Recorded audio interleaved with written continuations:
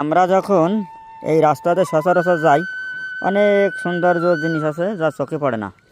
সেই সুন্দর জিনিসগুলো আমরা যদি সুন্দর চোখ দিয়ে দেখি তাহলে কত সুন্দর দেখা যায়। দেখুন, এই যে এখানে পড়ে আছে, এই যে হয়তো ভাই গাছটা বেশি দিন থাকবে না, কিন্তু কত সুন্দর ফুল ফুটে আছে দেখুন। হ্যাঁ, আমি ক্যামেরাটা যদি এইভাবে ধরি, দেখুন কত সুন্দর দেখা যাচ্ছে। এত সুন্দর ফুল, এত ক্ষুদ্র ছোট ফুল, আমি জুম করে দেখাচ্ছি বিদায় ফুটে উঠেছে, যা খালি চোখে দেখা যায় না।